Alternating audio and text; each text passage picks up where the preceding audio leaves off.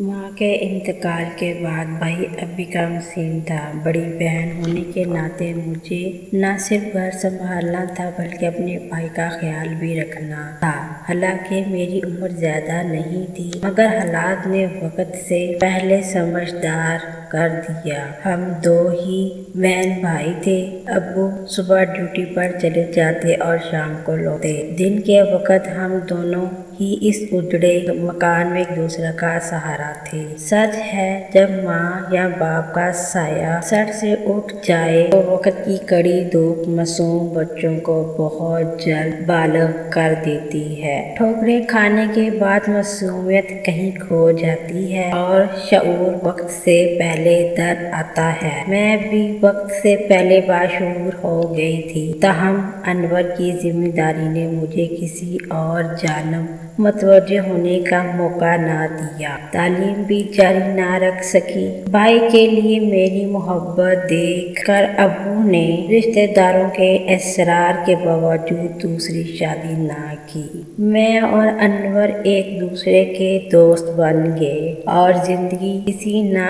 کسی طرح گزرنے لگی۔ انور نے میٹرک اچھے نمبروں سے پاس کیا اور FSc پری میڈیکل میں داخلہ لیا۔ اس کی ذہانت کے پیچھے نظر ہم سب یہی سمجھتے تھے کہ وہ میرٹ پر داخلہ حاصل کر لے گا۔ انور کالج سے آ کر وہاں ساری باتیں مجھے بتاتا۔ وہ کالج کی دنیا سے بہت متاثر تھا اور کہتا، آپی یوں لگتا ہے جیسے برسوں بعد ایک پنجرے سے آزادی ملی ہو۔ یہ آزادی اس کے لیے اہم تھی لیکن اس نے کبھی اس کا غلط فائدہ نہیں اٹھایا۔ وہ باقاعدگی سے اپنی کلاسز اٹینڈ کرتا اور شام کو اکیڈمی بھی جاتا تاکہ پڑھائی میں کوئی کمی نہ رہ جائے۔ کالج میں اس کی کلاس میں ایک لڑکی رخشندہ بھی پڑھتی تھی۔ انور پہلی بار اسے دیکھ کر حیران رہ گیا تھا۔ اس نے مجھ سے کبھی اس بارے میں بات نہیں کی لیکن ایک روز کمرے کی صفائی کرتے ہوئے اس کی ڈائری میرے ہاتھ لگ گئی۔ اس میں لکھا تھا، میں نے رخشندہ کو پہلی بار دیکھا تو میرا دل دھڑکنا بھول گیا۔ اس کے حسن نے مجھے مبہوت کر دیا۔ وہ اپنی خوبصورتی کے ساتھ دلکش باتیں بھی کرتی۔ جب وہ ایک خاص انداز سے میری طرف دیکھتی تو میں سب کچھ بھول جاتا۔ یہ پڑھ کر مجھے احساس ہوا میرا بھائی بڑا ہو گیا ہے اور کسی انجان راہ پر نکل چکا ہے۔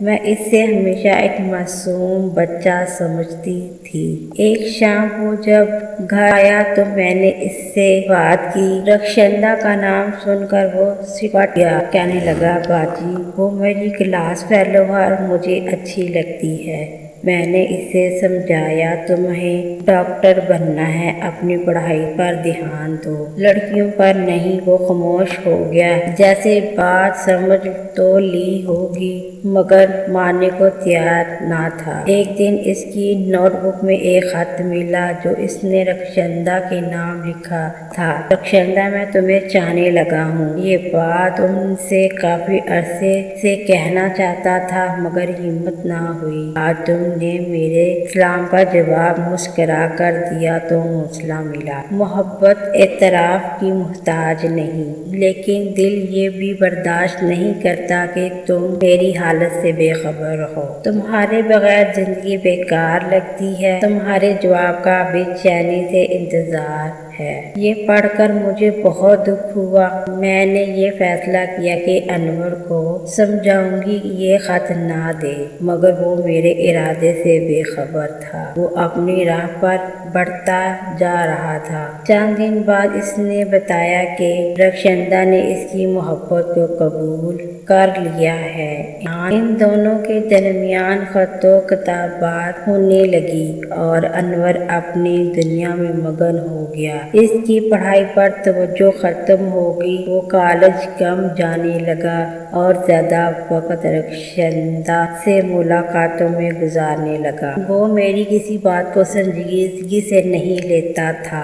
انور کی دیوانگی دیکھ کر میرا دل بیٹھنے لگ گیا۔ وہ اپنی زندگی اور خوابوں کو برباد کر رہا تھا اور میں بے بس ہو کر صرف دعا کر سکتی تھی کہ خدا اس سے سیدھا راستہ دکھا۔ سالانہ امتحان میں 2 ماہ باقی رہ گئے تھے، لیکن انور اپنی دھن میں مگن تھا۔ پچھلے کچھ دنوں سے وہ مجھے چپ چپ لگا تو میں نے دریافت کیا۔ معلوم ہوا کہ اکیڈمی میں ایک اور لڑکا آیا ہے اور رخشندہ اب اس میں دلچسپی لینے لگی ہے۔ انور کو یہ بات بری لگ رہی تھی۔ میں نے اس سے کہا کہ اگر وہ رخشندہ سے محبت کرتا ہے اور وہ بھی اس کے جذبات کا احترام کرتی ہے تو اسے منع کر دے کہ وہ اس لڑکے سے نہ ملے۔ انور کو میری بات پسند آئی۔ شام کو جب وہ گھر آیا تو بہت غصے میں تھا۔ کہنے لگا میں نے رخشندہ کو منع کیا تو اس نے صاف کہہ دیا تم کون ہوتے ہو مجھے منع کرنے والے؟ تمہارے جیسے کئی لڑکے میری زندگی میں آئے اور آئیں گے۔ یہ سن کر انور کے پیروں تلے سے زمین نکل گئی۔ اس کے دماغ میں طوفان برپا تھا اور وہ کہنے لگا باجی اگر میں اس وقت آپ کی بات مان لیتا تو آج میری یہ حالت نہ ہوتی۔ اس دن کے بعد انور نے اکیڈمی جانا چھوڑ دیا۔ کئی دنوں بعد میرے بار بار اصرار پر وہ اکیڈمی گیا تو معلوم ہوا کہ رخشندہ ایک اور نئے لڑکے کے ساتھ فرار ہو گئی ہے۔ یہ خبر انور کے لیے دوسرا بڑا صدمہ تھی۔ اس کے دل میں نفرت پیدا ہو گئی اور وہ مجھ سے بھی اکڑا اکڑا رہنے لگا۔ عورت ذات پر اس کا اعتماد ختم ہو چکا تھا۔ اب وہ کسی ہنستی مسکراتی لڑکی کو دیکھتا تو اس کا خون کھول جاتا۔ رخشندہ نے اس کے ذہن میں عورت کا جو مثبت تصور میں بٹھایا دیا تھا وہ توڑ دیا تھا۔ انور کا تعلیم سے دل اچاٹ ہو گیا تھا۔ ڈاکٹر بننے کا خواب دیکھنے والا میرا بھائی زندگی ہی میں مایوس ہو چکا تھا۔ FSC کی تیاری کا وقت گزر چکا تھا اور اس نے پرائیویٹ FA کا امتحان دینے کا فیصلہ کیا۔ بڑی مشکل سے اس نے FA پاس کیا لیکن اچھے نمبر نہیں آئے۔ اس کے باوجود ہم سب کے لیے یہ خوشی کی بات تھی اس نے اپنی مایوسی کے باوجود امتحان دیا۔ ہم تعلیم کا سلسلہ یہیں ختم ہو گیا۔ ابو نے اسے ایک دکان پر سیلز مین کی نوکری دلوا دی تاکہ اس کا دل بہل سکے۔ کچھ دن بعد ایک رشتے دار کے ہاں شادی تھی۔ ابو نے کہا انور تم بھی ساتھ چلو، اس سے تمہارا دل بہل جائے گا۔ انور جانا نہیں چاہتا تھا لیکن میری ضد پر وہ مان گیا۔ شادی میں یاسمین نامی ہمارے دور کی رشتے دار لڑکی بھی موجود تھی۔ یاسمین شوخ اور زندہ دل تھی اور اس کی باتوں سے محفل گلزار ہو جاتی تھی۔ وہ انور کو دیکھ کر اور بھی شوخی پر اتر آئی لیکن انور اسے نظر انداز کرتا رہا۔ وہ اس حد تک عورتوں سے بدگمان ہو چکا تھا کہ ہر لڑکی کو شک کی نگاہ سے دیکھنے لگ گیا تھا۔ یاسمین بہت محبت سے سب کا خیال رکھتی تھی، خاص طور پر ہمارا۔ میں جانتی تھی کہ وہ انور میں دلچسپی رکھتی ہے لیکن انور اس سے دور ہی رہتا تھا۔ میری خواہش تھی کہ انور یاسمین کی طرف متوجہ ہو مگر یہ بات میں اس سے کہہ نہیں سکتی تھی۔ آخر کار جب ہم لاہور واپس آئے تو یاسمین بہت اداس نظر آئی۔ اس کی حالت دیکھ کر میرا دل کٹ سا گیا لیکن انور بالکل بے نیاز رہا۔ کچھ دن بعد یاسمین کا ایک خط آیا جو انور کے نام تھا۔ خط میں اس نے اپنی دلی کیفیت کا اظہار کیا تھا۔ لکھا تھا کہ شادی میں آپ سے ملاقات ہوئی، آپ میرے دل میں بچپن سے جگہ بنائے ہوئے ہو، لیکن آپ سے بات کرنے کی ہمت نہیں ہوتی تھی۔ اس دفعہ جب آپ آئے تو میں نے فیصلہ کیا کہ آپ سے اپنے جذبات کا اظہار کروں گی، مگر آپ نے مجھ سے سیدھے منہ بات نہیں کی۔ یقین کریں میں آپ کو دل سے چاہتی ہوں، اور اگر آپ نہ ملے تو میری زندگی بے معنی ہو جائے گی۔ یہ خط پڑھ کر میں پریشان ہو گئی۔ میں نے سوچا کہ انور کو یہ خط دکھاؤں یا نہیں۔ اسی دوران انور آ گیا۔ میں نے خط اسے دکھا دیا۔ اسے نے پڑھ کر خاموشی سے خط پھاڑ دیا اور گھر سے نکل گیا۔ کچھ دن بعد یاسمین کا ایک اور خط آیا اور میں نے انور سے کہا، اگر تم اسے پسند نہیں کرتے تو اسے واضح جواب دے دو تاکہ وہ مزید امید نہ رکھے۔ انور نے جواب دیا، اگر آپ کو اس سے اتنی ہمدردی ہے تو خود جواب لکھ دیں۔